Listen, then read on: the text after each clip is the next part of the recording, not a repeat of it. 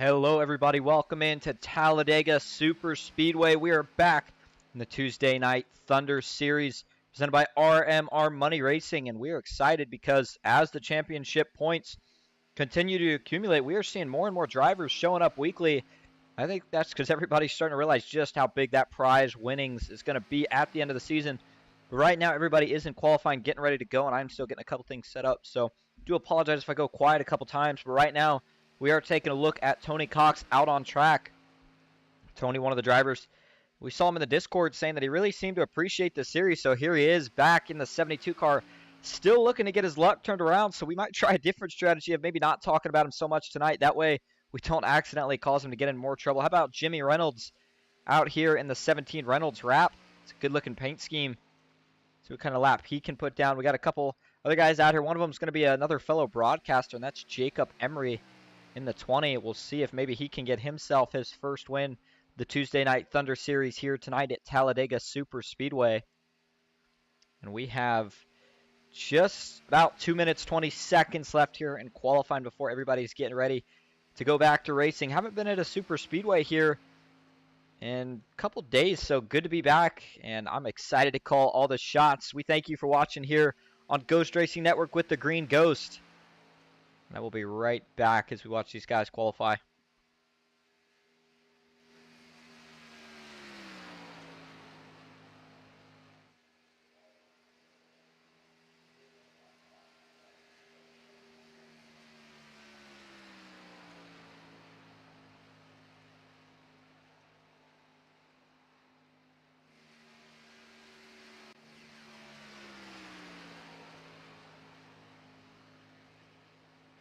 And we are just switching over from Jacob Emery as it looks like he just finished up his lap time. Going to put himself just inside the top 10 for now. But Jason Maynes is going to be the man that's looking to steal it as Steve Korosek, no surprise there, takes the top of the board. Second right now is going to be Cody Nagels. Third, Sean Hill. Fourth, Zachary Lehman. Fifth, Danny Eshelman in the 13 car. And you see Jason running a new paint scheme than what we're used to. This is now starting to become a little bit more common.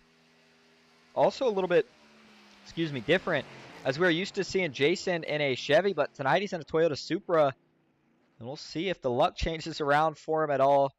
Matthew Baker looks like he has finished up his qualifying effort as he sits on pit road, and he put himself sixth. Jacob Emery tried to get a little more on the second lap, but these super speedways, you really only get one shot at it. You got to be as perfect as possible. Here's Michael Kirk, and he's got a teammate in the field tonight. This is going to be a Beard Motorsports driver. We've seen him a couple times, but didn't know he had a teammate. But he brought Chris Mayo with him, and Chris Mayo right now is currently 17th. Looks like he was the last car to get a lap in.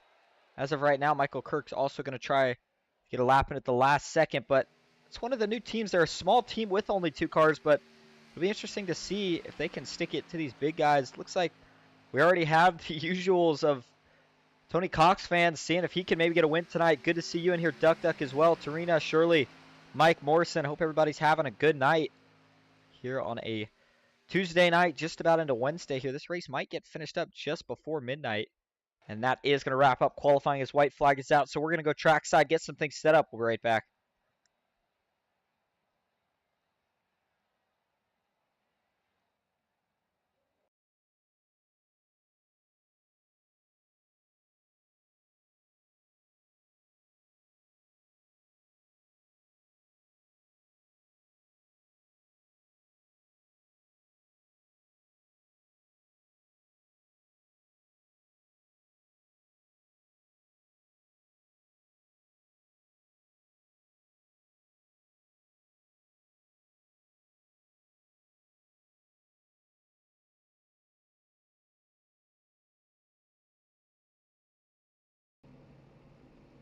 All right, everybody, welcome back in. Let's jump right into it with your race info.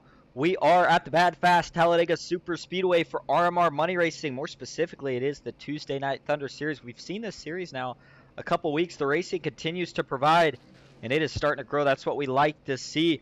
Talking about the weather outside, it's going to be 71 degrees, 34% humidity, so pretty dry.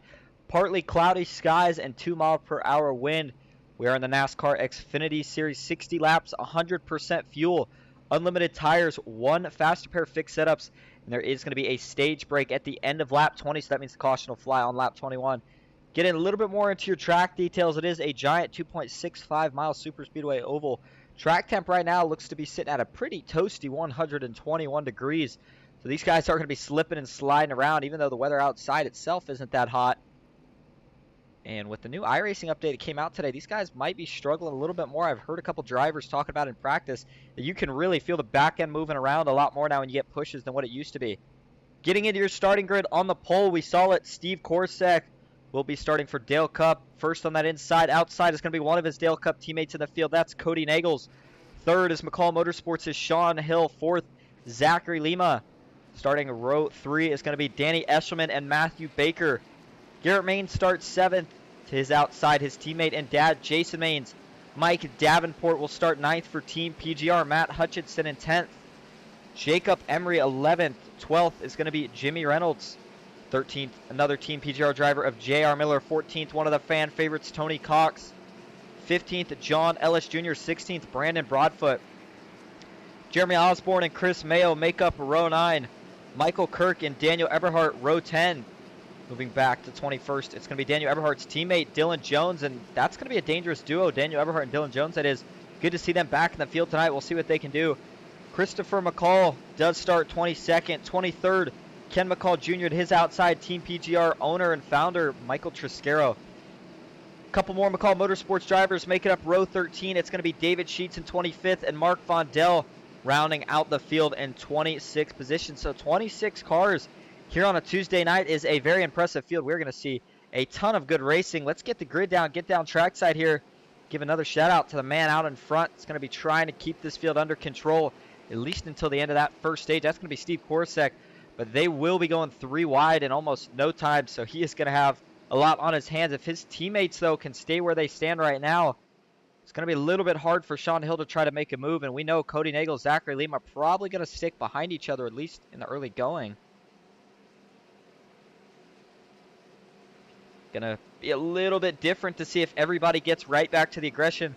I know for the people watching home, you think, so what? Update, it's a video game. But I'm telling you, it really has had an effect on some of these cars. It may not be anything that these guys can't handle, but all it could take is one bad bump early from somebody that's not used to something new. And just like that, they could go right around. Matt Hutchinson and Jacob Emery, your last two, rounding out the top 10. Up front, pace car pulls off. We're ready to go. The starter has the green flag in hand. Cody Nagel, Steve Korsak, Zachary Lima, Sean Hill, Matthew Baker, Danny Eshelman. It's all about to go down here in the Tuesday Night Thunder Series. Green flag is out at Talladega.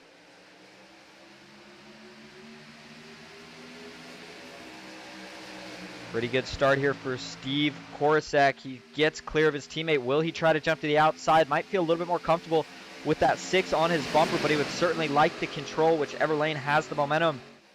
Everybody's still grabbing 4th gear. They should all be in it now as they are all rocketing up to speed as they make their way down the Talladega Superstretch for the first time in this 60-lap affair. We are going to see the usual split strategies. Some people are going to sit back. Some of them are going to get real aggressive early, as we are seeing out of the 90 right now of Matt Hutchinson. He wants to waste no time getting towards the front. Looks like the 22 of Garrett Maines. These guys have a little bit different numbers. Actually, it looks like it is going to be the 26 from what it'll show, but his car, yep, 26. He's already locked up with his teammate Jason Maines. They're going to go to the front in a hurry, and those schemes match up a lot nicer now. So you might be able to tell their teammates a little bit easier. Matthew Baker, from what I've heard, I don't think those three are teammates anymore, not working together, at least in the last couple races. But they're going to prove me wrong as Matthew Baker jumps to the high side, and he is going to get a tandem duo of Garrett and Jason Maines behind him. In the middle, it's still Zachary Lima and Cody Nagel. Now Steve Korsak jumps up to that middle lane. He saw his teammates with only 2 cars, didn't want him to go backwards, so here he is jumping right up in front of him. I did mean to ask, let me know how my audio sounds compared to the game audio. If you guys want to hear anything louder or quieter, sometimes it is a little hard to adjust it, so I will only know if you guys let me know in chat how it sounds. Up front, that is going to put Sean Hill the lead on the bottom, getting a push from Danny Eshelman in the 6th. But further back, we have some of these people playing the strategy, just taking it easy right now. They know we have a lot of laps. And everybody, after what we've seen the last couple weeks, we usually have had a wreck within that first stage.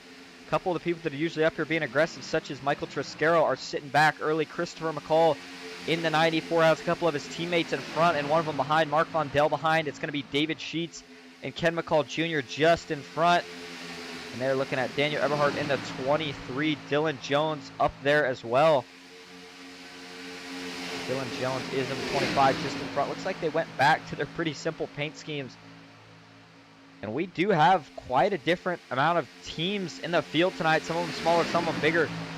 But that group leading the top right now, Matthew Baker, Garrett Maines, and Jason Maines. I'm surprised they haven't been able to get clear. That shows just the heck of a job that Zachary Lima is doing, pushing. And now they're going to shuffle Matthew Baker out. They leave him on the top side as they drop low. Everybody's going to follow, including John Ellis Jr. And Steve Korsek was able to find his way back down to the bottom. 4 laps of 60 completed so far here tonight. Good to see Baker's mom in here rooting on her son. Says, sounds good. Thank you. Glad when you guys are able to tell me that. And everybody looking a lot more stable than I thought they'd maybe be here early, but we haven't really seen too much aggression just yet. Tony Cox sitting back here just behind the pack in case anything were to happen. Hopefully having enough time to check up. How about Michael Kirk, one of the 2 Beard Motorsports drivers in the field tonight? He is looking to get linked up with his teammate Chris Mayo, and he sits right in front of him. So if they decide to go, they're going to be good to go. Chris in that Zombies Jurassic Park paint scheme, pretty cool. It almost looks like it has some damage, but it doesn't. That is just the way the paint looks. The 17 below him of Jimmy Reynolds, currently down 4 spots from where he started. Looking all the way to the back of the pack, it's still going to be Michael Triscaro rounding out the field, down 2 spots from where he started. And your biggest mover as of right now is going to be Brandon Broadfoot and John Ellis Jr., both up 5 spots from where they started. Steve Korsek, Cody Nagel still leading. Pushers have looked really comfortable. In fact, let's ride on board with Zachary Lima here as he is pushing all over the back bumper of the 6. Doesn't seem to be trying to work extra hard, though, to get in the lead right now. And that's because there's not that much of a need. He feels pretty comfortable where he stands. And here we go. We're taking a ride through the trial here with Zachary Lima. I want you to watch his hands. Just slight movements as he's trying to stay as squared up as he can on the back bumper of his teammate Nagels. And watch, little bumps right there on the inside. I don't know if you could see it, but Sean Hill, Steve Korsek gets the car just so slightly unsettled for just a split second.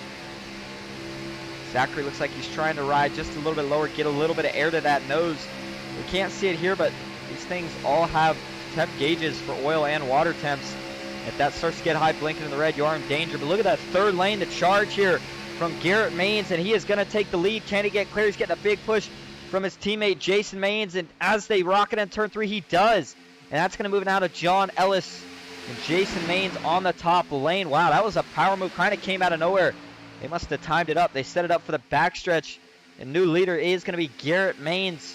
6 laps, and I'll tell you what, how about the finish? Last time we saw Garrett out here doing a broadcast, we saw him in Jimmy Crow's Dash for the Cash Series.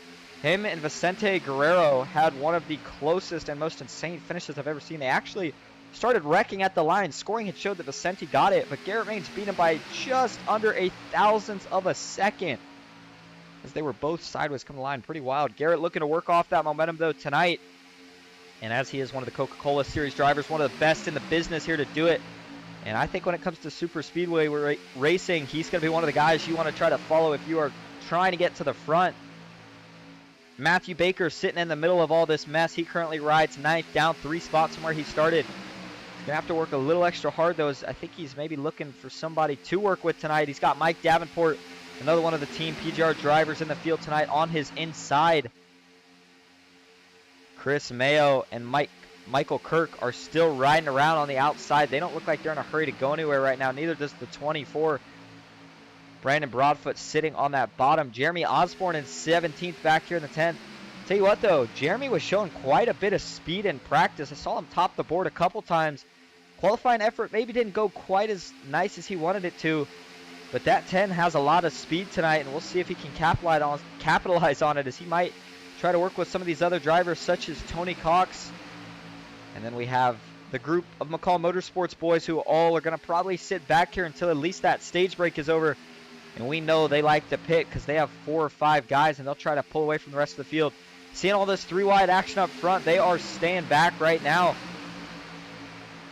But one thing we bring up from time to time is you can kind of tell in these 3-wide battles when they look comfortable and when they don't. And right now they look really comfortable, and I hope I'm not jinxing anybody, but you just see all the moves kind of slowly and methodically forming up. Nobody's really gotten out of shape as right now, so everybody feeling very comfortable tonight. Cars feeling pretty good. The track is coming to a lot of the drivers. And this could potentially lead to later seeing some 4-wide racing. The more comfortable they get 3-wide. Now we see a little stack up there with Cody Nagels and Garrett Maines. It looks like the 90 of Matt Hutchinson is going to drop low. Steve Korsak will take back charge. Does he think about trying to jump up top and blocking one of the teammates that are leading that middle and top lane? Looks like he is going to continue to stay low with his drafting partner, Sean Hill. Sean Hill, another one of the best drivers when it comes to pushing hard. And he'll tell you he is going to push you, and if he's out in front, he's screaming at you, push me, I'm not going to wreck. That strategy seems to work good as we saw him qualify up in the top 3, and we'll see if he can maybe get himself a win tonight. Looks like Michael Triscaro is currently in pit road. Not sure what happened here. Looks like maybe just pulled to a stop. Let's take a quick look, see if we missed anything. In the trial here, he was riding at the back of the draft. Oh, you see all the back. Oh, wow. Now he's just going to lock it down and slide to a stop. Let's ride on board in this cockpit view real quick, see if we get any indication if he had any technical difficulties. And, not exactly too sure what happened there for Michael, but that's going to end his night if he sits in pit road for too long, as he looks to still be sitting in pit road right now. We'll go back live.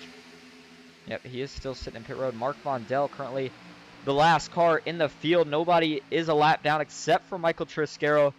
Mark Vondell, the last car in the pack, is just over 2 seconds behind the leader. But he's got a couple teammates, David Sheets, in front of him. Just in front of David is going to be Ken McCall Jr., and then it's going to be Christopher McCall in the 94. And I feel like for some reason we skip over Chris during the broadcast. Maybe it's because his car just is kind of, I don't want to say bland because it's a pretty good, I believe that's Escape from Tarkov. Sure enough, plays that game a lot, but for some reason I just never really noticed the 94 that much, but he's fast at the end. That's when we always see him. Christopher McCall and Ken McCall Jr., when they get linked up, they can absolutely move. And we'll see the driver out of Savannah, Georgia, who they say you're a bad teammate to, can maybe be a good teammate tonight and get himself a win. Dylan Jones is still looking to link up with his teammate Daniel Eberhard. We haven't seen Daniel in here in a while. Be interesting to see if we see these two start coming more regularly now, and if they still have enough time to get back in the points battle. We have already had what I believe is 4 races in the Tuesday Night Thunder season. Remember, there's going to be a lot of money on the line at the end of the season. $8 from every entry does go to that championship points fund, but it's actually also a money fund. There will be a big payout on the line for the end of the season champion. Up front, it's still going to be Steve Korsak first, Garrett Maines second, Sean Hill third, Cody Nagels fourth, Zachary Lima fifth. Let's move down about 5 more spots, why don't we? Danny Eshelman sixth, Jason Maines seventh, Matthew Baker eighth, John Ellis Jr. ninth, and Matt Hutchinson currently rounds out the top 10 as they are still 3x3, haven't sorted it out just yet. Garrett Maines, after he jumped in front of Cody Nagels, Cody hasn't really looked like he's wanted to make a move since then. Just staying behind the 26 right now, must feel pretty comfortable pushing him. And Zachary Lima hasn't really quite had a chance. He gets clear here if he thinks about going up. Don't think he is right now, and I know you guys, I don't know if you can see the helmet Zachary Lima has on right now. But that is the green ghost inside the cockpit. Love that helmet. Lima did make me one, so very excited for it. Riding on the gearbox here, you see Cody Nagels giving Garrett Maines a push, and sometimes you like testing the limits with these guys early. Sometimes you, Garrett Maines, Steve Korsak, these are a couple of drivers that if you really need to, you can give them little shots throughout the corner. They prefer it if you can really get on to their bumper nice and smooth and kind of shove. But they can handle it a lot better than some of these guys as further back the rest of the field is starting to line up. We have 3 wide for 2 rows once we get to that second and third row. Then it gets back to 2 wide and then single file from what looks to be about 12th on back. Or sorry, 15th on back. Let's see if Michael Triscaro was able to get it back on track. Unfortunately, he's not, so that will officially end the 34's night. Even if he comes back out on track, just way too much of a deficit to try to make up now. So issues early for the Team PGR owner and leader. They'll have to see if Mike Davenport and JR Miller can hold down the fort tonight. We haven't said much about JR tonight, but here he is in the 78 running just in the back of the 3 wide action here for that pack.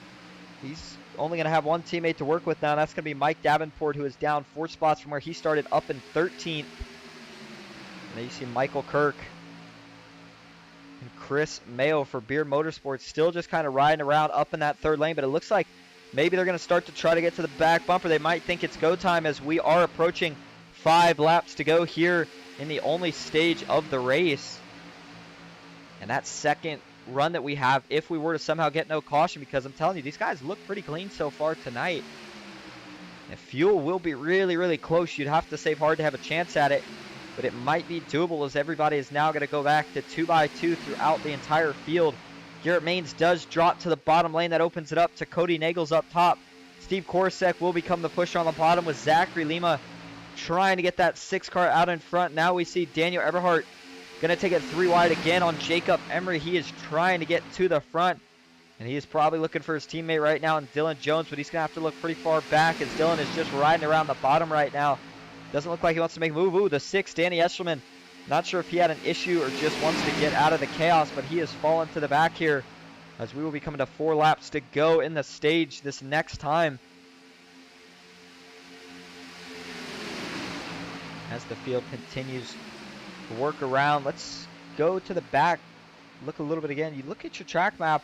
This is what we like to see when it's all tight together. That means everybody that started the race, with the exception of Michael Triscaro, is still up here, still running pretty well. How about David Sheets in the Transmetic paint scheme? A little fun fact I just learned today, David actually makes his own paint schemes, and you've heard me compliment that paint scheme a couple times, but never knew he made it. So looking for a paint scheme, that might be a driver that you want to think about getting in contact with. David Sheets did a really nice job on that Chevy Camaro. Christopher McCall has fallen back behind his teammate Ken McCall Jr., and they are getting by Tony Cox right now in the 72. I think Tony has fallen back. He doesn't like what he really sees up front because he sees these guys starting to push a little bit more and more aggressive as each lap ticks by, and he sees that third lane that's forming as well with Daniel Eberhardt and Jason Maines, Matthew Baker, Jacob Emery.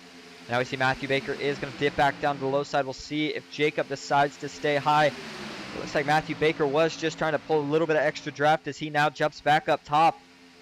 And the side drafts don't work quite as well on these cars, but sometimes if you set things up right, you can have that third car in line be the car side drafting as the 2 in front of you really, really push. And down the straightaway, you can also once in a while, if you do it really carefully, just about have all 3 cars link up.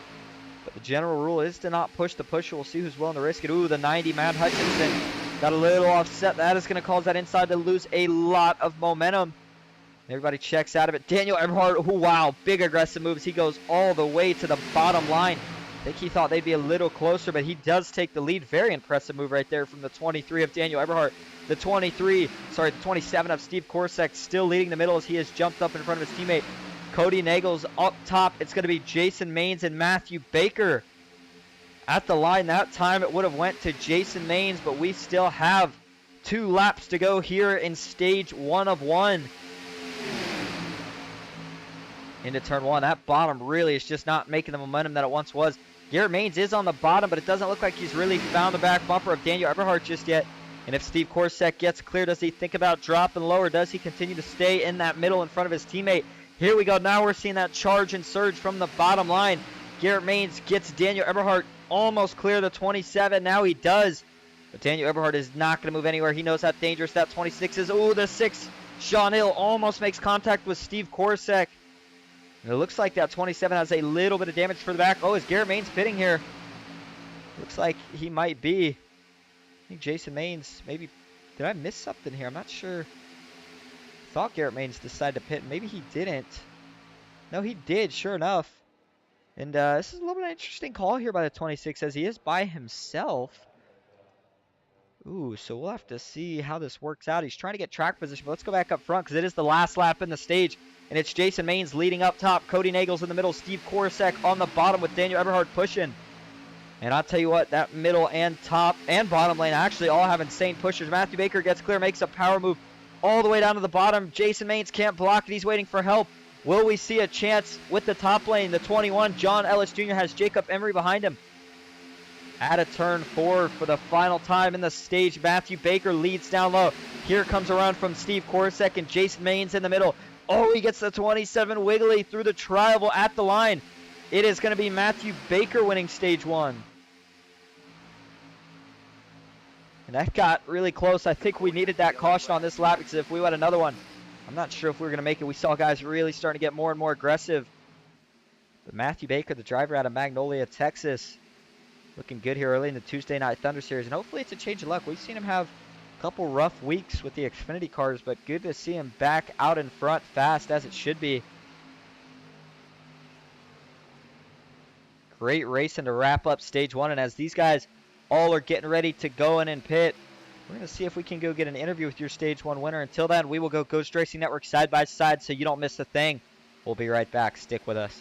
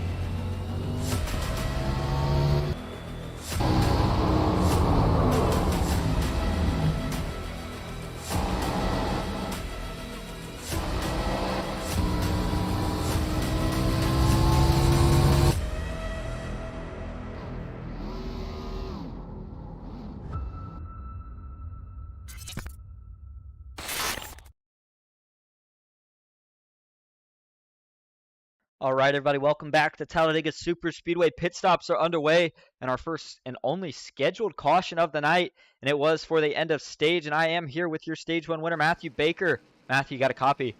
Yeah, I got you, Austin. Well, how about it? I just asked you there if you had any teammates tonight. Doesn't sound like you do, but boy, you looked really fast either way. What's it going to take, though, to get this thing done? Are you going to have to try to find someone to work with, or are you just going to have to get it done by yourself? Yeah, I mean, I knew once Jason and Daniel had that run up to the top side, it looked like once the tires started to go the way, the top side was dominant. And I knew if I could save my temps enough, I could push Jason and I both clear and then maybe shoot under him once I cleared. And he was going to hang up the middle line with me, but I dove to his inside and took it there. Thanks to Daniel for pushing me for this stage one. I thought Steve was going to get it for sure. And since we're here with you, we know that iRacing had a pretty big update today. I was trying to kind of explain it to the people at home, but can't explain it like one of the drivers out on track. Has anything really felt different with this new update? Is the pushing the same, or is it a little bit more aggressive all of a sudden? The setup's different, I can tell you that. I don't know if you saw Garrett, but him on pit road, I don't even think he got it wood up in time. The braking's different. The drafting is the same. I feel like you got to have teammates to win this race, but it's going to be all about who controls the middle and top line coming down to the wire there. Once I made that move to the inside, I got real loose. If you go and watch my steering trace, going into 3, I got real loose. I thought I was going to lose it getting down there. And one more thing before we let you go. It looks like it's going to be pretty close on fuel. Do you think you're going to be in the green, or are you guys going to have to pit again? I think everyone's going to be fine with these 2 caution laps are going to help us. I think we're going to be good on fuel. It's just matter of if there's going to bring green, white checkers or not. But everyone here is good at saving fuel, so I think we'll all be fine. All right. Well, thanks for talking to us. Good luck, and hopefully we'll see you in victory lane at the end of this. Thanks, buddy. Thank you. That is your stage one, and I know we call it stage one, but it's pretty much the only stage in the race. Race winner Matthew Baker in the 5 car. Let's leave him alone and get back to the broadcast booth over here. Give me just 1 second. But you heard him say it there. The setup's really, really different. As we kind of talked about at the beginning of the broadcast, Garrett Maines maybe didn't get the best pit stop. They made it sound like maybe he wasn't even able to get woed up. The braking's different. And these Xfinity cars have always been a little bit harder than the truck series to get woed up on pit road. And if you're not used to it, maybe that was part of the reason Garrett Maines pit early. There would have been interesting to get an interview with him about it. But it looks like he is on pit road topping off. Did not go a lap down. So I believe he's going to be okay. But currently sits in the 22nd position, just in front of Christopher McCall, who it looks like he is going to beat in the race out of pit road. The pace truck lights are off. Actually, it's a pace car tonight, and it looks like we are getting ready to go back green. Let's talk about what your top 5 is looking like for this restart. It's going to be Steve Korsak first, Zachary Lima second, third Sean Hill, fourth Cody Nagels. Rounding out the top 5 is going to be Jason Maines in the 15. Baker's mom says, love hearing my son absolutely well. He seemed like, I'll tell you what, I've talked to Baker a decent amount of times in a race, and just seems something different about him. I don't know if it's I don't even know what to call it, but he just seemed like there was a underlying sense of confidence that he's kind of believing in himself, maybe a little bit more than ever tonight. We'll see if he can finish it off. Baker always has the skill set to back it up at these super speedways. And he looks like he's been working well with pretty much just the entire field. It might get crazy at the end, though. Seems like a lot of these races come down to where even everybody on the team splits up and just finds whoever they can find, especially once we start getting damaged cars. And the big one, which we might see tonight, especially hearing that the setups are different on the cars, everybody looked really adjusted to it. That could mean good stuff to come. The setup must not have been too bad because we saw a lot of great racing there in the start of it. But we'll see if Steve Korsak decides to let Zachary Lima down, or does Cody Nagels just try to hold them even with that second line. I don't think it'll take too long before the third lane starts to form up. And we did hear from Matthew Baker, they should all be good to go on fuel, especially with those 2 caution laps. So you might as well call it a sprint for the next 36 laps, because that's what it's going to be. Pace car pulls off. We are ready to go back green here at Talladega. Field all tightening up. That long single file line is guys that topped off. They'll be a little bit better on fuel. Watch for them to make moves first. But here we go. Green flag is back out in the Tuesday Night Thunder Series. Steve Korsak gets a pretty good jump. So does Zachary Lima. Sean Hill's trying to get to the bumper. Luckily, he had Matthew Baker pretty close. That's going to allow him to get to the 27 pretty quick. Zachary Lima, though, almost gets clear. Maybe just does, but he's going to stay up top. And which lane gets the momentum? Steve Korsak still kind of curious where he got that little bit of damage that we see on his left rear. The good news is it's not affecting him at all, at least not as of right now. But wow, down the super stretch, it looks like Sean Hill pushes Korsak out in front. That is an impressive job of pushing. And actually, let's ride on board here if we can get one more view of it. Early on in the restarts, or the first couple laps after the restart, is where we really see guys pushing maybe the hardest that they will until we get towards the end of the race. And that's because track position is still very important to these super speedways. The runs don't come out of nowhere, so you really have to try to be as far up as you can. You don't want to have to work from the back to the front at the end if the field is 3 and 4 wide. Watch Sean Hill. He's going to get to the back bumper, the short chute. Oh, you saw him wiggle just a little bit to the right. Has to get out of it for just the splittest second, just so that he doesn't accidentally turn the 27 of Steve Korsak back up into traffic. And we are just under halfway here, and I think now is a good... Oh, we got contact in the back. Ken McCall Jr. And it looks like he's going to take out the 54. Oh, more contact. Wow, Ken McCall Jr. Huge hit to the inside wall. I saw him get T-boned by somebody, but Michael Kirk was the other one involved in the 54. And I couldn't tell who made the initial contact with Ken McCall Jr.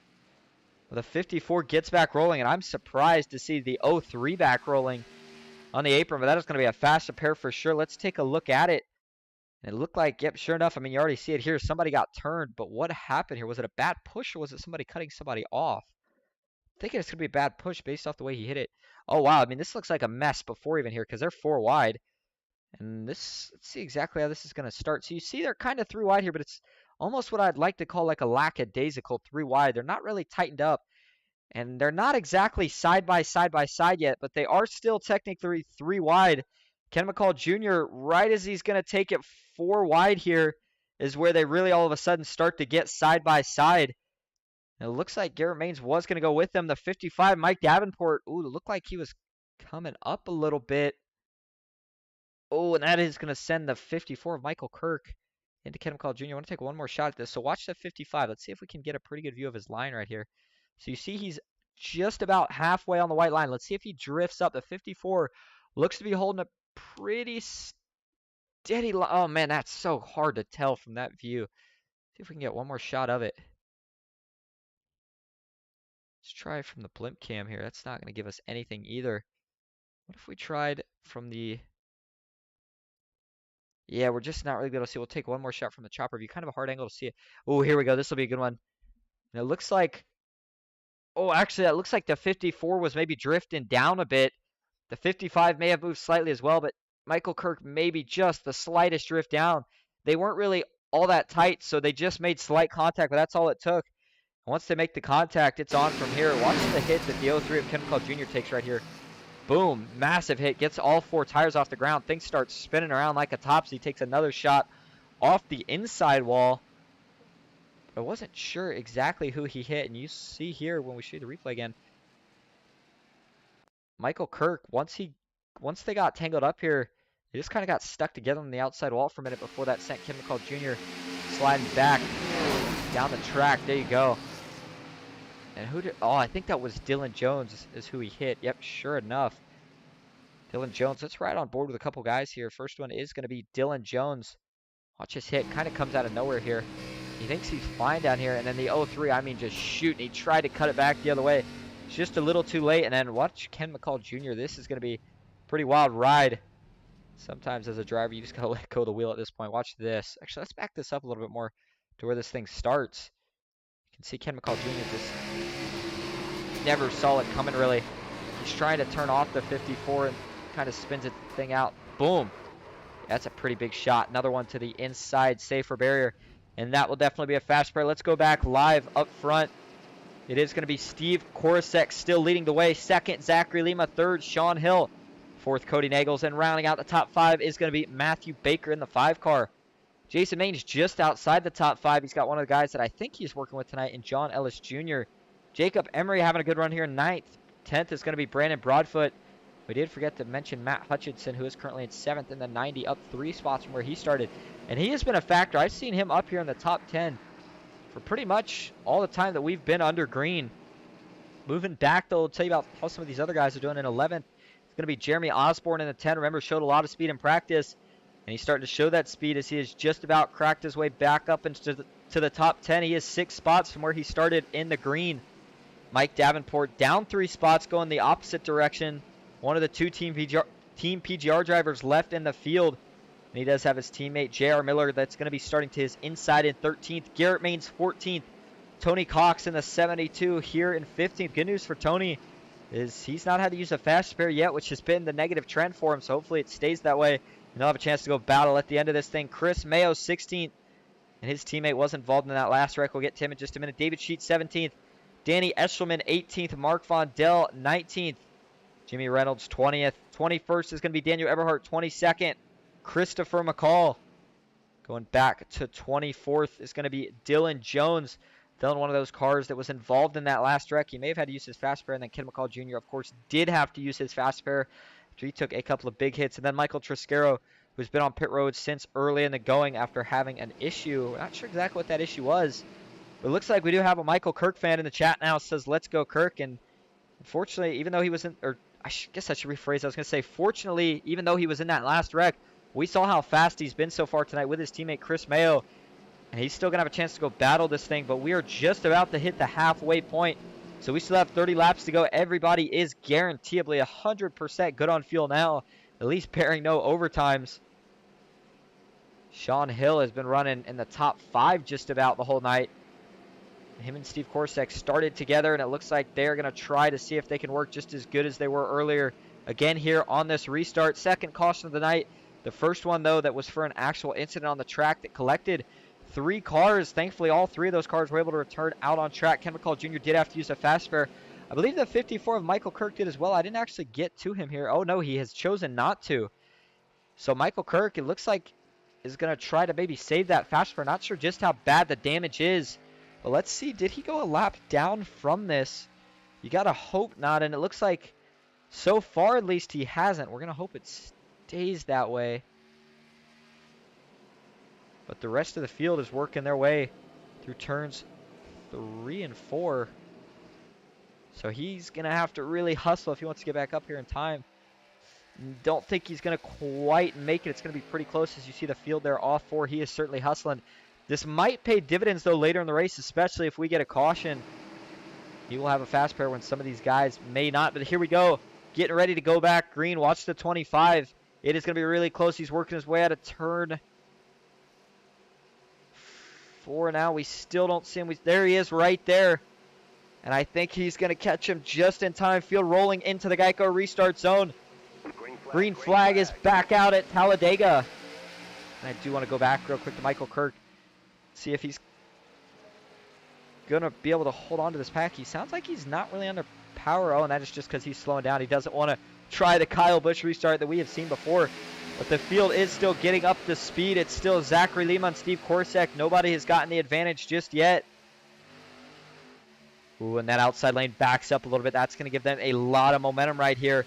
We'll see if Cody Nagels can get the 12 Zachary Lima clear, but Sean Hill refuses to give an inch to that outside lane in the battle of pushing. He's going to keep Steve Korsak out in front as we are officially halfway through this race.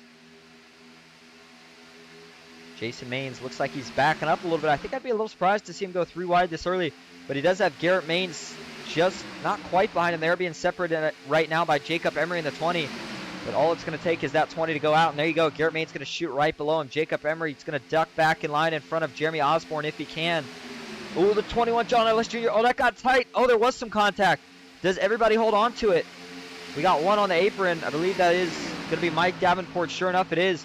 Excellent save by the driver of the 55. Let's go back and see just what happened. I'm not sure if this is going to be the contact between John Ellis Jr. and there was somebody else, because you saw them coming down at the same time as somebody was saying about. All right, so here you go. You see Garrett Maines.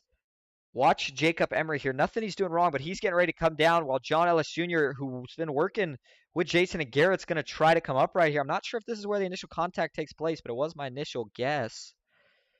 And here we go. Looks like 2 guys. They're going to be going for the same real estate at the exact same time. One of those things that it's just almost like perfect timing. Sure enough, they do, but they actually sorted out the 21 and the 10. Realize that's not where the contact ensues. You see it behind here. It's going to be with Jeremy Osborne is where the contact initially happens from Mike Davenport. And watch it here. The 10's just kind of coming down the track. Oh, yeah, bumps the 55, sends him right down onto the apron. Oh, looks like we've had another incident up front, so we'll go back live. And it is going to be between Matthew Baker and Sean Hill. No caution, but what happened here? Oh, this was on the restart, so this was just a little bit of bumping. Nothing severe here, but watch. Let's see, a little bit of a potential bump right here. That's what we're looking for. And doesn't look like anything severe there. Not sure. I think it didn't show it exactly. Here we go. This is where the contact's going to. Oh, wow. Oh, my goodness. So that's pretty big here. This is the outside lane. The 90 of Matt Hutchinson. The 26 of Garrett Maines and the 15, they kind of stack up. The 90 just hooks the 26, can't push the pusher. That sends him hard into Matthew Baker. That sends Matthew Baker down hard into Sean Hill. And it's on for those 2 from there. They spin, but it's off the track. That's why there was no caution for it. And Sean Hill going to keep it off the racing surface. He just gets back on, but not enough to draw the caution. Those 2 not going to be too happy about that. And Garrett Maines maybe not too happy as well. Matt Hutchinson looks like he was able to get away with one. Nothing intentional there, but that's what happens sometimes when you accidentally push the pusher. Doesn't look like the damage though that Garrett Maines received from it is affecting him at all as he is running first on that inside line. And he is now being pushed by John Ellis Jr., Steve Korsak, and Zachary Lima, the 2 Dale Cup teammates in the middle lane. We haven't really talked about Team Dale Cup specifically, but we've talked about how they've been up front this whole race. Oh, Lima makes contact. Here we go. Jason Maines is around. This is going to collect quite a few guys. The yellow flag is out. They're wrecking back here. It looks like it may actually end up only collecting 3 or 4. Oh, that's another big hit, though. I couldn't tell who that was. Oh, they just almost got through it. And I think Sean Hill and Matthew Baker maybe thinking that worked out for the best. That looks like that was David Sheets and maybe Jacob Emery that both just made that significant contact after the wreck. But we kind of saw this one start. The 15 is down low, but this is going to be a little interesting. Let's take a look from the chopper view. It looked like Lima had maybe come up just a little bit. Let's see what we got here. Lima's riding that. He's going to get out of line just a little bit. And as he does that, Jason Maines was also coming down to get a side draft. And this is how just about all super speedway wrecks seem to be created. Two guys kind of doing the same thing at once. And let's get a little bit of a better view from this if we can here. Watch Jason Maines and Lima. So you see Lima right here. He's going to come up just a little bit, maybe quarter to a half a lane. But at the same time, Jason Maines is coming down. I'd say quarter, maybe just a little bit less than that of a lane.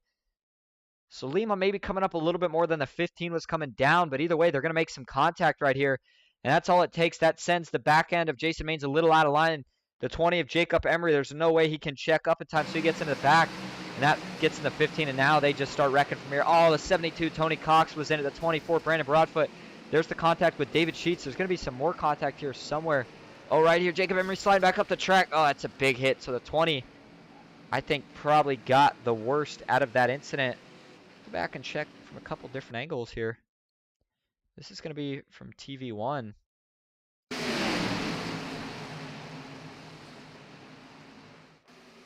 And Jason Maines, like I was saying, definitely did not get the worst out of it there. I think it was Jacob Emery. TV1 now. See, the 15's already spun. And the 20 took pretty decent shots involved in this. There goes the 20 of Brandon Broadfoot. And watch this hit for David Sheets. Just nowhere he could really go. Wasn't expecting it. Oh, and I'm sure that probably gave McCall Motorsports driver a little bit of a scare. Watch this.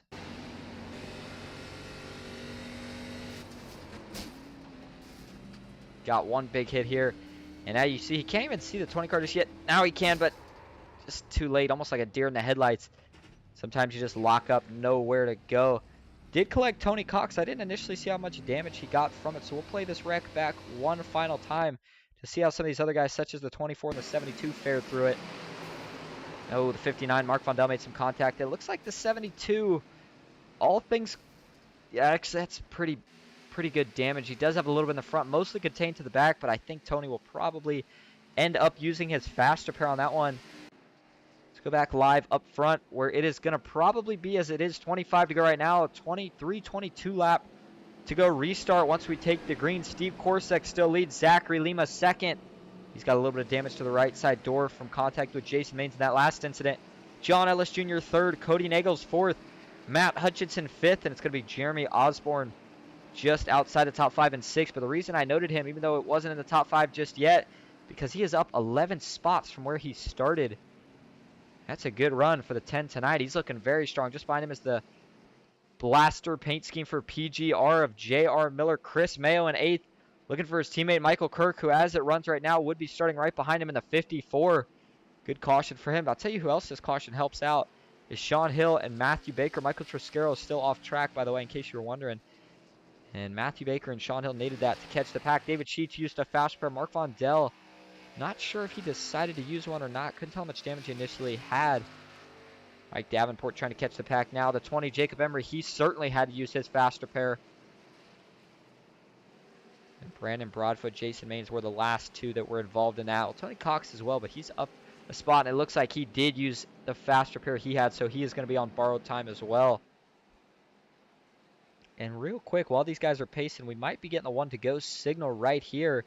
We'll watch for that before I go into it here. Steve Korsek riding around the apron, almost like his signature. It looks like this is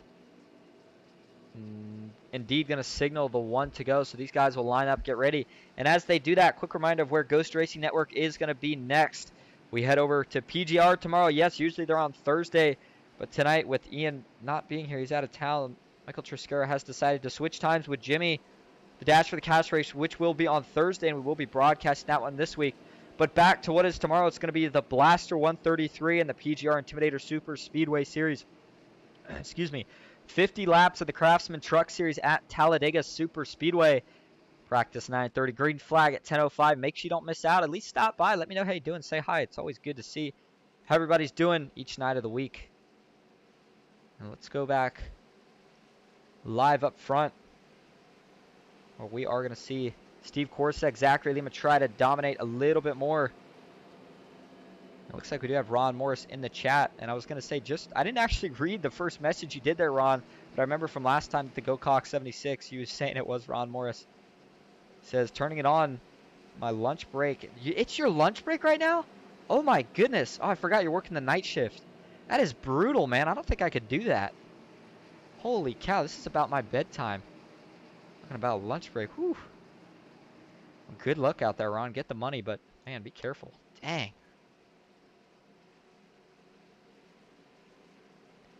One thing to note, I don't know if anybody in here is interested. I know a lot of you guys are out here just cheering your driver on. We certainly appreciate you watching us here at Ghost Racing Network, but me and Bryce, of course, the owner of Ghost, we're talking today about creating a Discord for Ghost Racing Network. And we would have certain things in there, of course, all the broadcast links so you don't miss any, maybe some events to exclusive subscribers only. So let me know what you guys are thinking about that. But here we go. Let's get back to race chatter because these guys are getting ready to go back green. The aggression's continuing to pick up, and it will continue to pick up as we will count down the laps. It is going to be 23 laps to go here at Talladega. Steve Korsak has been out in front just about the entire night. We didn't see him win the stage, but he has been no stranger to the top 5, that is for sure. Second row, Cody Nagels, John Ellis Jr. Can they push their drivers out in front? Green flag is back out. Steve Korsak got a little bit of a better restart this time. John Ellis Jr. is in a hurry. If he could get clear, I promise you he is thinking about making a move. I don't think they're going to be able to do it as Cody Nagels is getting right to the back bumper of his teammate Zachary Lima. We see the 10 of Jeremy Osborne, that third car on the outside. Watch him. Biggest mover of the race so far. We'll see if he can continue to go forward further back. We are already seeing a third lane form, and it's going to be Garrett Maines and Christopher McCall. Matthew Baker looks like he wants to tag in on the action as well. Just like that, we already have 5 cars in this outside line. Michael Kirk and his teammate Chris Mayo in the middle. I think they wanted to jump out, but it was just a little bit too late. And we tried it earlier, but now that everybody's calmed down before they get too crazy, I think now is a good time for a Tuesday Night Thunder. Crank it up. Here we go.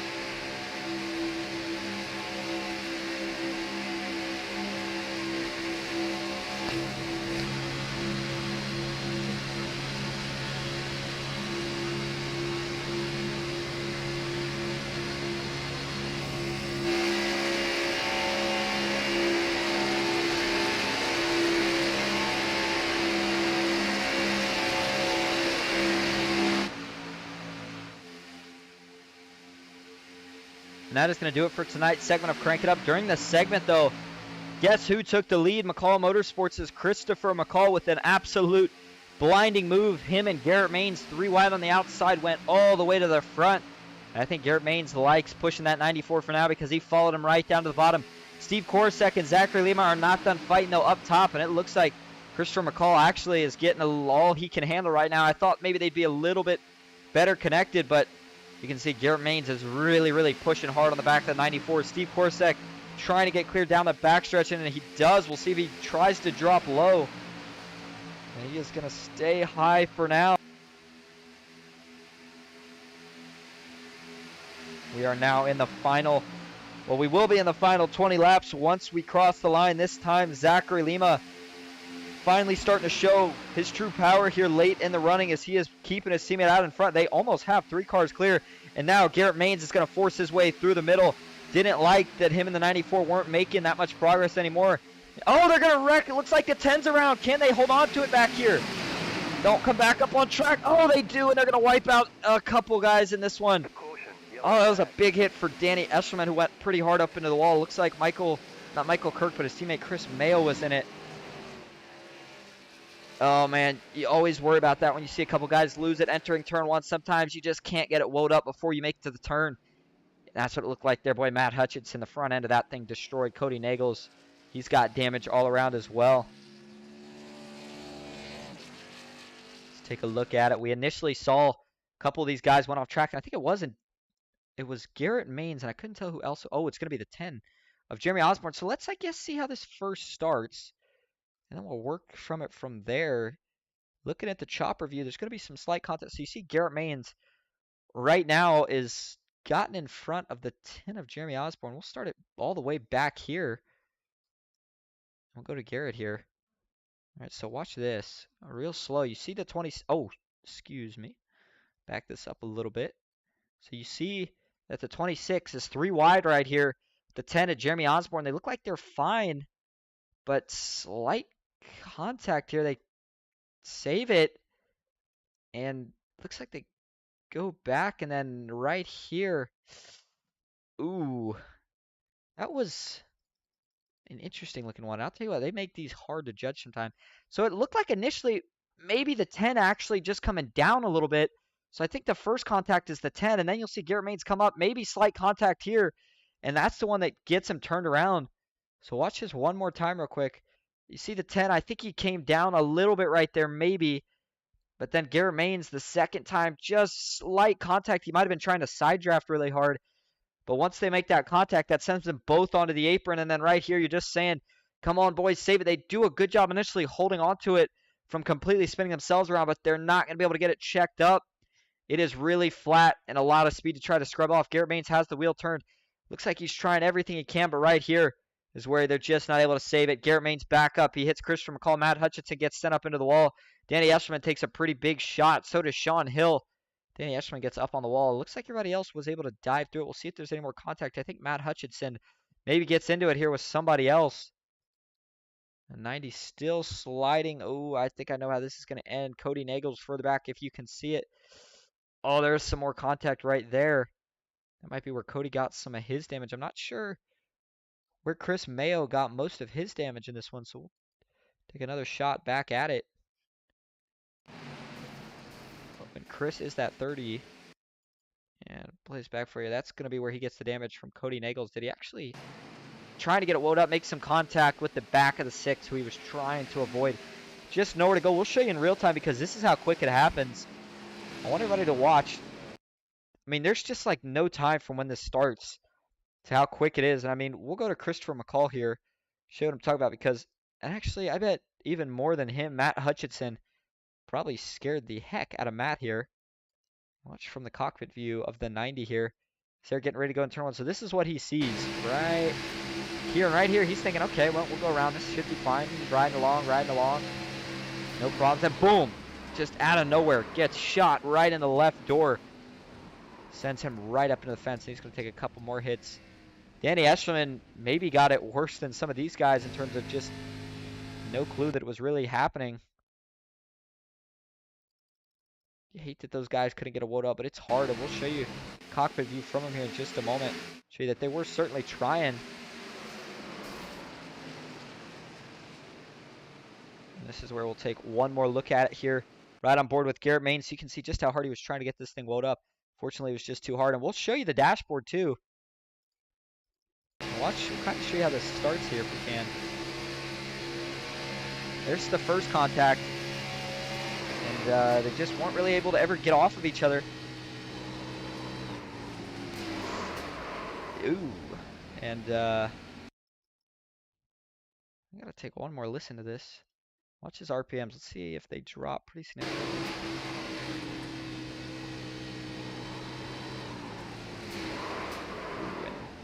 Maybe he was trying to still get control because we didn't really hear him lift off till late.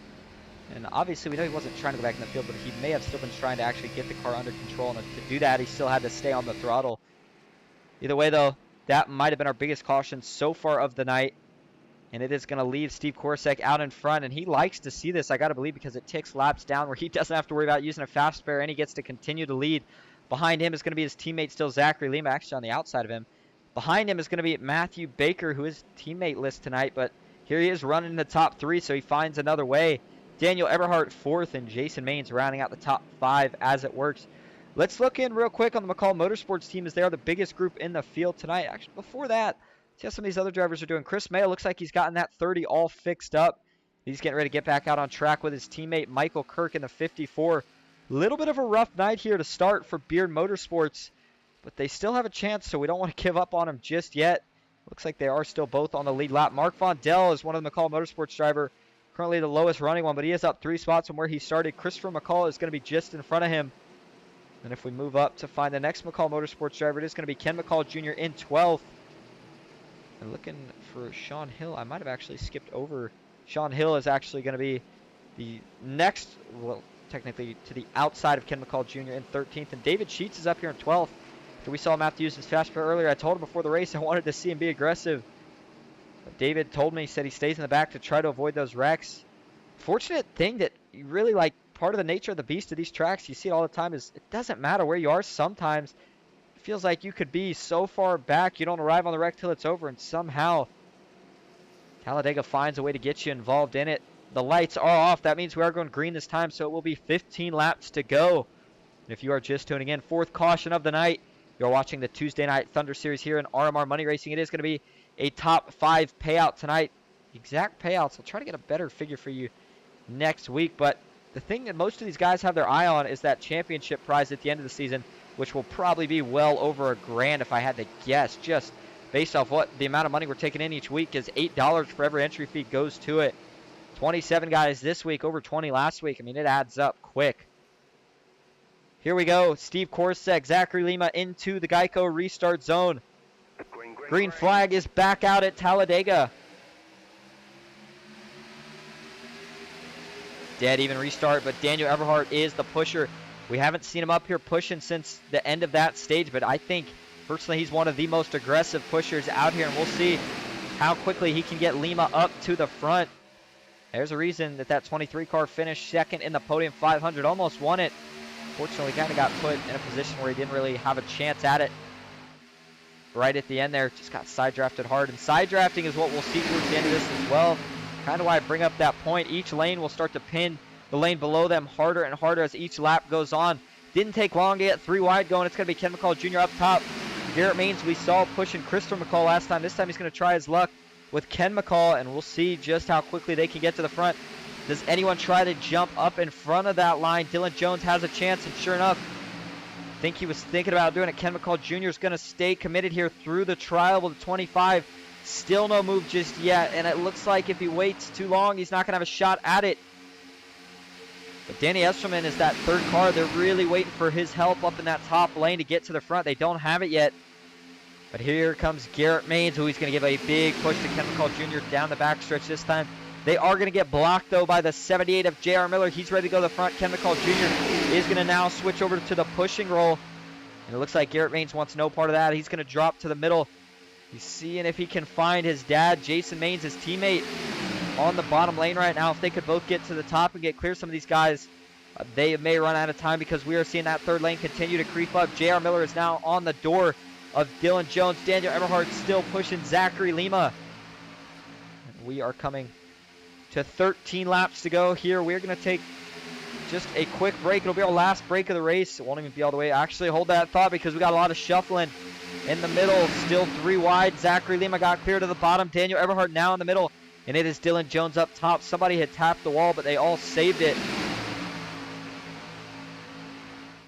And like I said, we're going to go to a quick break real quick. But we're going to stay side by side in case these guys continue to wreck or something. So we'll be right back. Stay with us.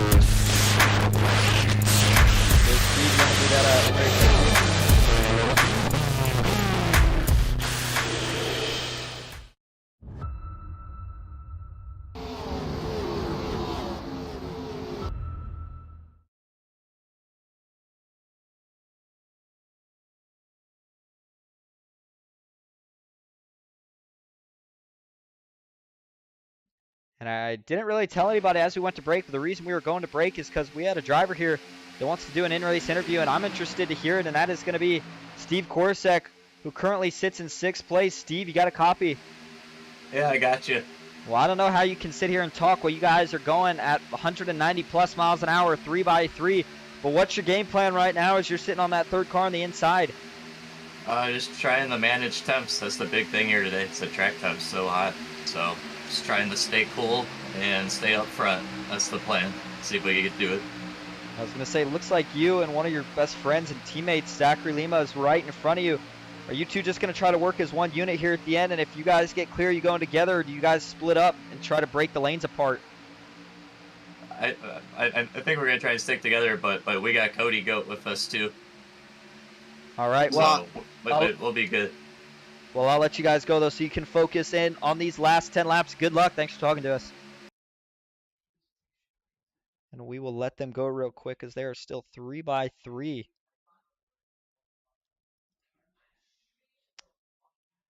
And there we go.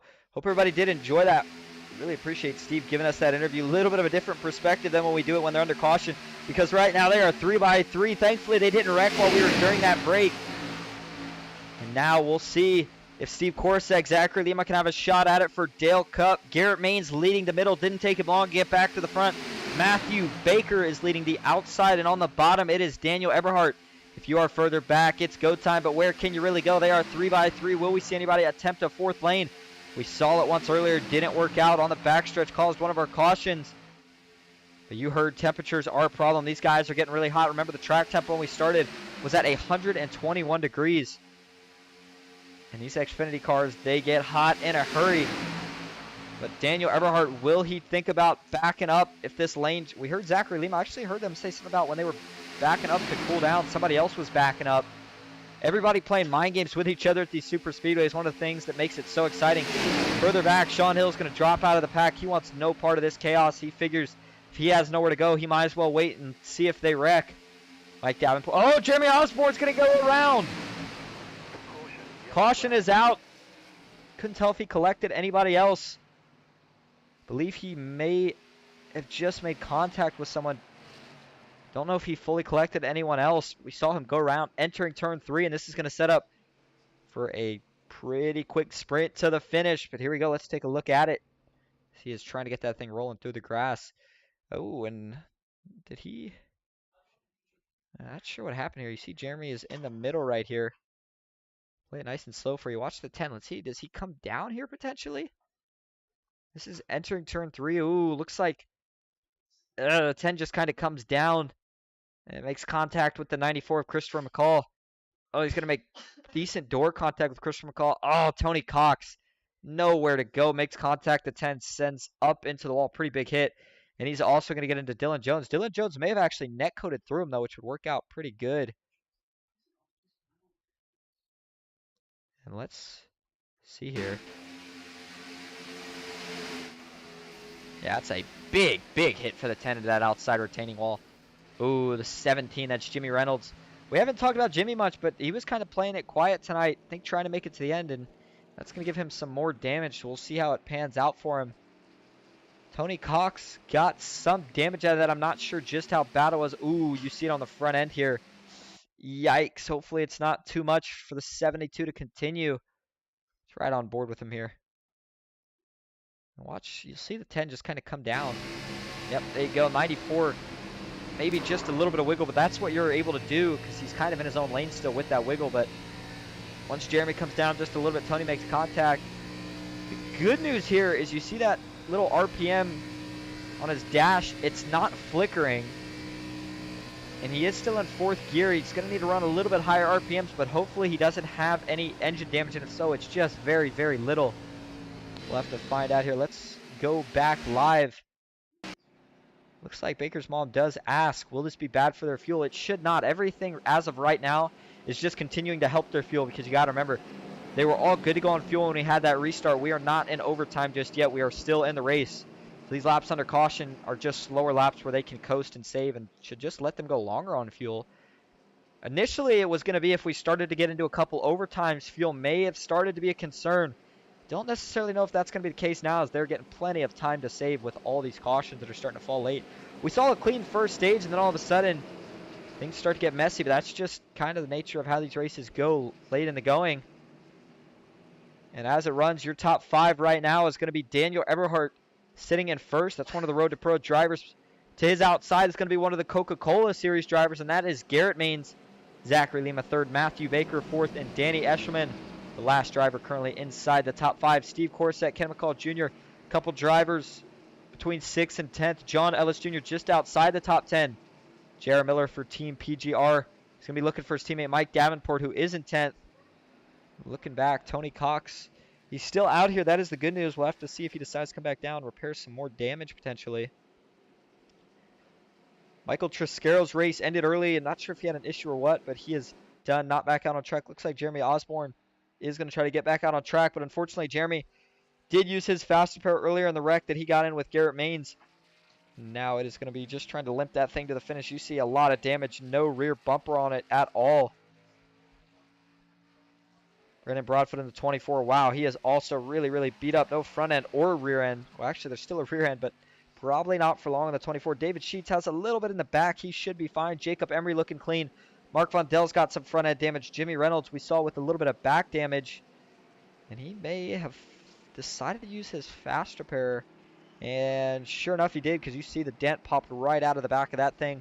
How about Michael Kirk? Let's see if he still has damage or if he's another driver that has used their fast repair. Looks like the right side's looking pretty darn clean on that 54. That tells me he did indeed use his fast repair. Sure enough, he did.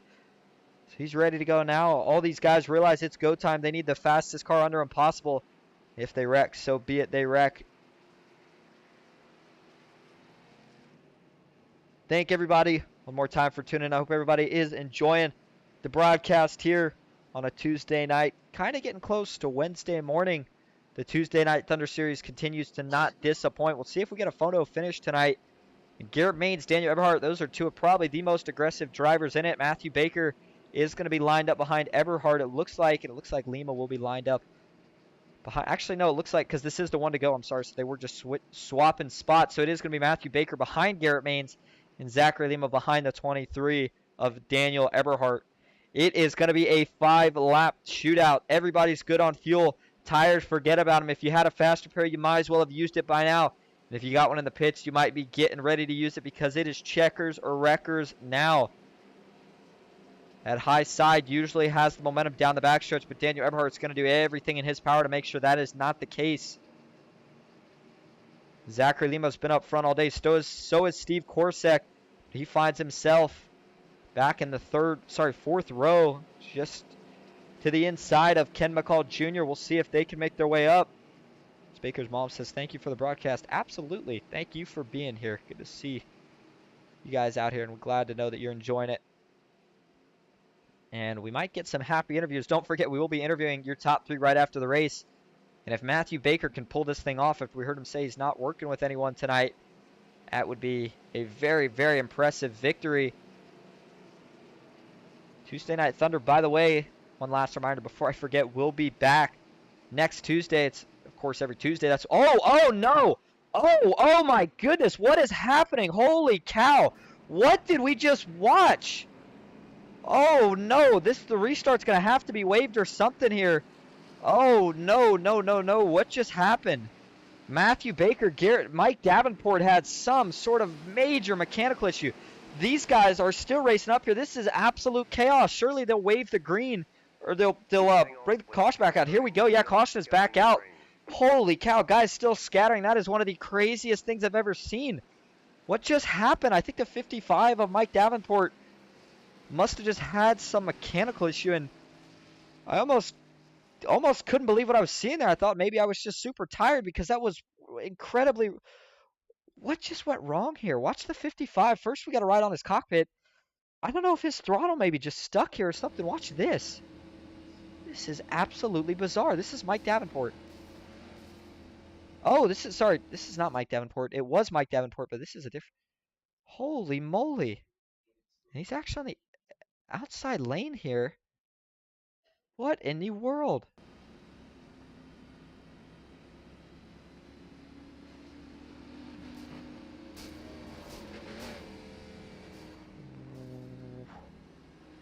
You know what? Not. I'm speechless. I don't even know what to say on that one. You see, he towed it right after. Um, I'm not even sure. I mean, he went through guys. Like, it wasn't even like he hit someone that. I mean, what? He literally goes through some of these people. It's like he never got any damage during the process. He just. What in the world? I'm not sure if maybe he disconnected or something. That was the wildest thing I have ever seen. Watch this. Just drives right through the 03, the 9. Cody Nagels, the 5. Matthew Baker, Garrett Maines almost flips. I shouldn't laugh because that may have just ruined a lot of guys' night, but what in the heck was that? Then we see the 55 disappear, so my best assumption is that he must have lost connection. That was actually the game doing that. But what in the world was that? It looks like... I'm not sure if these guys were able to get their damage fixed. It looks like Matthew Baker still has some, so does Garrett Maines. So I guess they're just going to stay out and see what happens. And this is why you got to show up to every broadcast, apparently, because you never know what you're going to see. But all right, let's get back focused. Here we go. 4 laps to go at Talladega. It's going to be Daniel Eberhard, Garrett Maines with some damage now. Zachary Lima and Matthew Baker also with some damage. Into the Geico restart zone for the final time, potentially. Green flag is back out. And nobody's got help just yet, so they're going to lean on each other until they get some. Looks like Zachary Lima going to be the first one there. Ooh, I think that front damage is really hurting Matthew Baker. He can't get to the back bumper of Garrett Maines, and Ken McCall Jr. sees that, and he's going to go right around. Yeah, that 5 has a lot more damage than I initially saw. 3 wide. Will Zachary Lima think about making a move? And if he does Danny Eshelman go with them? Still pushing Daniel Eberhard down the backstretch. Garrett Maines not going to be able to block. He gets stranded by himself in the middle. Daniel Eberhard still leading now. Zachary Lima is going to jump to the top, gets a little side draft. He's looking for his tandem partner of Steve Korosek. Zachary Lima out in front in the middle. Here comes Ken McCall Jr. up top. He's got help from J.R. Miller on the bottom. Daniel Eberhard, Danny Eshelman are starting to fall. And Zachary Lima is going to get clear of the bottom. I think he's trying to bring Korosek with him. If they get clear, do they both drop down or do they stay in the middle side by side at the line? Ken McCall Jr. would have won it if that was the last lap, but we still have 3 to go now. Jason Maines jumps to the bottom. Zachary Lima, is he going to think about dropping low? And they're working as one unit right now. Cody Nagels not up there with his 3 Dale Cup teammates just yet, but he's going to try to if he can. It is still the 12, Zachary Lima, Steve Korosek in the middle, but a big surge from that inside all of a sudden. And it looks like Daniel Eberhard is pushing Jason Maines all the way out in front. Does Jason think about moving up a lane, or does he stick to where it's working best right now, and that is that bottom? Jason Maines. Oh, we got him wrecking out back. Couple guys hard into the wall. No caution, though. They stay on the bottom of the track. That is why we didn't see one. Oh, Tony Cox is in it. Matt Hutchinson and those guys, their night is done. With no caution, that'll do it for them. We got to go back up front with the We'll take a look at it at the end. And if we take the white flag with no caution, then there will be no more cautions. Now Jason Maines jumps up to the middle. Daniel Eberhard might have needed to cool down. That puts the 90 back out in front on the inside. But Jason Maines is continuing to control the pace for every of the 3 lanes right now. Ken McCall Jr. is still up top, but it doesn't look like there's enough push to get him to the front just yet. And further back, that second pack, I don't think they have time to catch him. Now we see Jason Maines drop low. Zachary Lima's not going to be able to follow, and that'll open the lead up to him in the middle. Can't. Oh, that's some net code. Can they hold on to it? Oh, more contact. Steve Korosek up into Ken McCall Jr. And they are wrecking out back. Now the caution flies. And what a chaotic sequence of laps. Coming to the restart. Ken McCall Jr. got the worst of it there. That might end his night. See, ooh, yeah, heavy damage on the 03. Suspension looks like it may even be a little bit out of whack as well. So let's first look at the crash that didn't bring out the caution. It involved Tony Cox, Matt Hutchinson, a couple other drivers. So this is off of turn 4. You see the 90 in that top. And is he going to get a bump here from Dylan Jones? Oh, actually, that looks like from that angle, I want to make that clear. It looked like the 30 coming up, but let's look from a different angle. That would be Chris Mayo. Let's look from the chopper view here.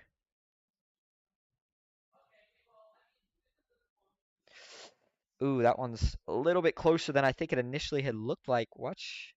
See, you see the 30 here is currently hugging the white. Let's see if he comes up. And yep, looks like he is. Yep, sure enough, the 30.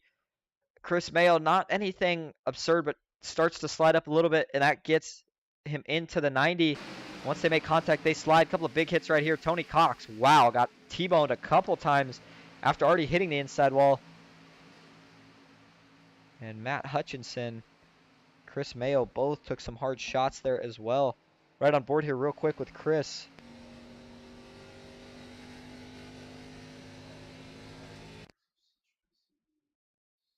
If we can get back to it here real quick. Actually, we're right on board with Tony. You'll see just nowhere to go here. Probably thought maybe he'd get to sneak by it here, but nowhere to go. Oh, yeah, big hit to the rear end of the 72. And then let's take a look at the actual crash that did bring out the yellow flag. It involved Ken McCall Jr. 72 was on pit road by that time, but this had started as a mess. We saw an initial save, it looked like, but this starts further back when Lima actually gets a net code. Watch the 12 car jump right here. Right there, boom. I mean, first of all, I don't know how he held on to this, but second of all, even though he does, watch this one more time. We'll play it slow for you. Watch the 12. There's no contact here between him and the 23, but the net code between them makes the game think that there is, and that just shoots the 12 up the track in front of the 03, who tries to react, makes contact, tries to save it, but he's going to get down into the 27 of Steve Korsak, and then from there it's on. Coming out of the turn, Steve Korsak gets back up to Ken McCall Jr., who hits the wall really hard on that right front.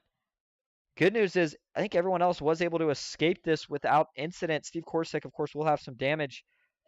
Ken McCall Jr., does he slide into the inside wall here? Yes, he's going to. Ooh, and that's another pretty big hit to the front end. It's going to be a lot of damage on the 03. And that's what brought out the caution. That is going to send us into our first overtime. So I still don't believe that fuel is a concern yet. We start having a couple of these, it might be, but hopefully we can get this thing wrapped up.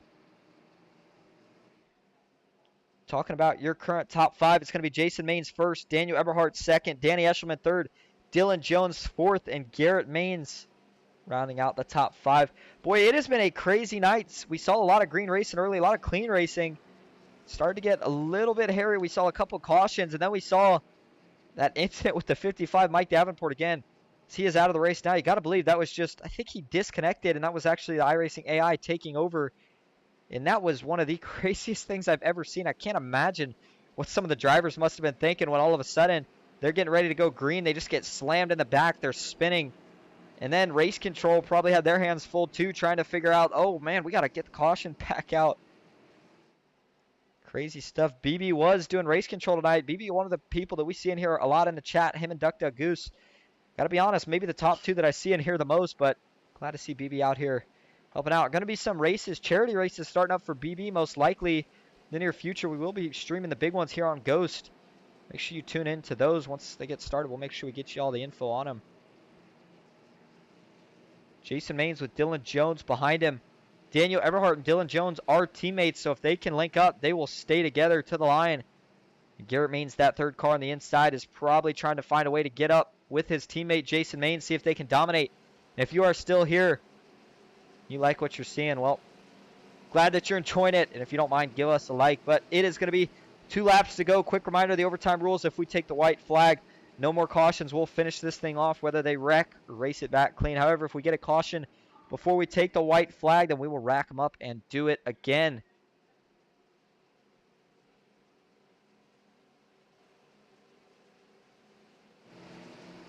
And we saw Jason Maines was not scared to move around.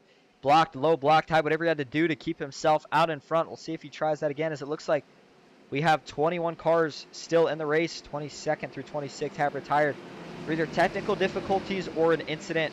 And after they used their fast repair that one time, they got another incident. Ken McCall Jr. looks like is back out on track. He is very damaged. Not sure that this thing's going to even be able to keep up with the draft. Yeah, I mean, you see it here topping out at what looks to be 151. But I like that Ken's back out on the track, and I'll tell you why. You never know what can happen. These things get really, really wild at the end. And if they wreck on that white flag lap, knowing there's no caution, I've seen crazier. And one time I was in one of the bigger money races with a truck. It was probably going slower than Ken's. I stayed out. The whole field piled up on the white flag lap. I snuck through to just sneak in to the money position, and it was the top 15. But in this race, it's going to be the top 5, so Ken would have to get a little bit more. But you see there's some damaged cars further back. This is turning a little bit into a demolition derby. The further back in the field you go, almost like a damage gradient. The front, guys who've had a clean day. The further back you go, guys who just haven't been able to keep themselves out of trouble, whether it be their own fault or not of their fault. But here we go. Daniel Eberhardt, Jason Maines is the leader. He chose the top lane. I got to think maybe he's going to try to jump down in front of the 23, but we'll see what happens. This could very well be the final restart. Here we go at Talladega Tuesday Night Thunder. Green flag back in the air. Ooh, big checkup behind. Everybody's stacking up. It looks like they were able to sort it out, though. This gives a big push. Dylan Jones all over the back bumper of Jason Maines. He is certainly trying everything to get him clear down into turn 1. It looks like he's not going to quite do it. Daniel Eberhardt is fighting back on that inside line. As they come out of turn 2, the backstretch, I know we keep talking about it, but this is where we'll see it. Who decides to go 3 wide? Jacob Emery's already trying it. Christopher McCall, here he goes. He darts out of J.R. Miller. He's got a teammate in Sean Hill with him. Zachary Lima's also going. The 15 of Jason Maines gets clear. He's trying to bring Dylan Jones with him. Oh, it's going to be really close. Can Dylan Jones slam the door? Sure enough, he does. And that puts Jason Maines out in charge. The 94 Christopher McCall up top, still getting a push from his teammate. Out of turn 4, if we make it, we will take the white flag this time. That top lane just doesn't have a lot of help. Garrett Maines is pushing J.R. Miller, but for how long before he tries to jump to the top? Zachary Lima, Steve Korsek not together, but they're not too far apart. Here we go, the white flag in the air one more time around. J.R. Miller on the top. Here we go. He's almost back to side by side. We saw him win just a couple broadcasts to go. Can he do it again? Go back to back. The 15. Jason Maines still in control on the bottom. Does Dylan Jones think about making a move? Sure enough, he does. He jumps up top. He's not going to let the opportunity go to waste. He gets a huge push from J.R. Miller. Garrett Maines tries to gather it up. Now we see Zachary Lima jump up top. And they are still holding it together, but it's getting really close. Garrett Maines shot right up in front of Zachary Lima. And we are now going to see 3 even lanes working their way out of turn 4. The field all grouped up. This is what we like to see at Talladega. Keep it clean. Here we go into the trial for the final time. It might be a 3x3 finish. A little bit of contact. Everybody's starting to move around. Can they hold on to it? Ooh, Jason Maines on the apron at the line, though. It is going to go to Garrett Maines, and the 26 wins it. What a finish by 2/100th of a second. Oh, my goodness. And that one made you hold your breath there at the end, didn't it? Wow, good win for Garrett Maines in the 26. And that'll put the cap on one of the craziest races so far that we have seen in Tuesday Night Thunder. While Garrett's working it around here and getting ready to do his burnouts, I'm going to go see if I can get you top 3 in here. We'll be right back.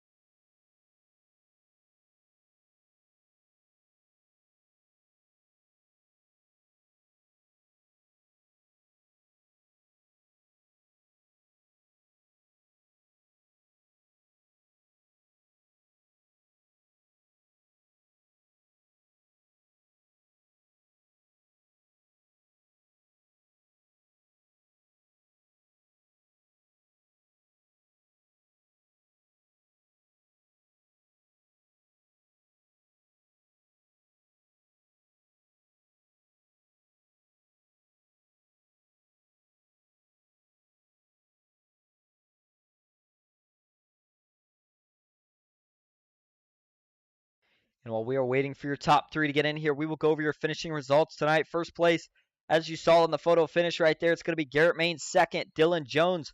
Third is going to go to J.R. Miller. Fourth, Zachary Lima. And the last money position finisher tonight is going to be the 5th place finishing Jason Maines. 6th, Matthew Baker. Daniel Eberhardt, 7th. Christopher McCall, 8th. Steve Korsek, 9th. And Danny Eshelman, 10th. 11th, John Ellis Jr., 12th. Michael Kirk, 13th. Jacob Emery, 14th. David Sheets. Sean Hill, 15th. Cody Nagel, 16th. Jimmy Reynolds, 17th. And Mark Vondell, 18th. 19th, Brandon Broadfoot, 20th. Ken McCall Jr., 21st. Chris Mayo, 22nd. Matt Hutchinson, 23rd. Tony Cox, 24th. Mike Davenport, 25th is going to be Jeremy Osborne, and the last car in the field tonight in 26 is going to be Michael Triscaro. We'll give these guys just another minute to hop in here and get situated before we get to them. But boy, I'll tell you what, that was a crazy race. And since it was crazy, let's go back and take a look at the finish of it because it was pretty darn close at the line.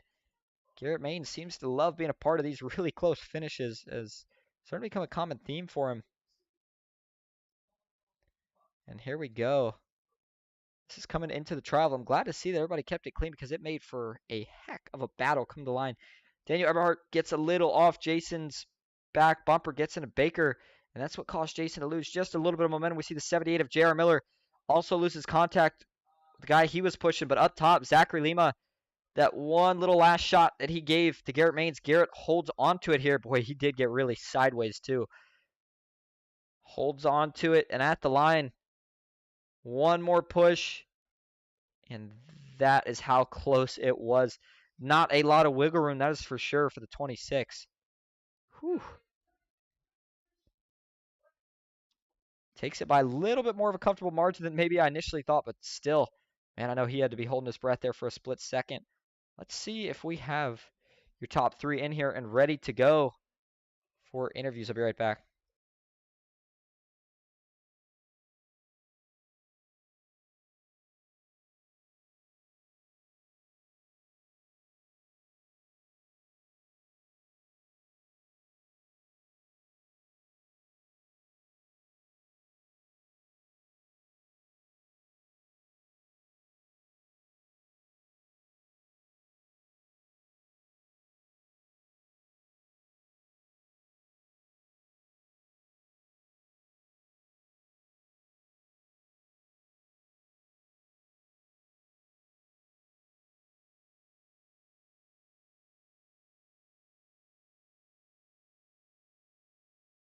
And unfortunately, it looks like we are not able to get your top three here in the booth. I guess they all maybe wanted to go to bed as this race did get over a little bit late. So it looks like we are not going to be able to get interviews tonight. I do apologize. But it was a great race. A couple of crazy things that happened throughout it and a great ending. One last reminder before we let everybody go. Tomorrow we will be at PGR's Intimidator Superspeedway Series for the Blaster 133 at Talladega and the NASCAR Craftsman Truck Series. Don't miss out. I hope everybody did enjoy, and we will see you next time. Have a good one.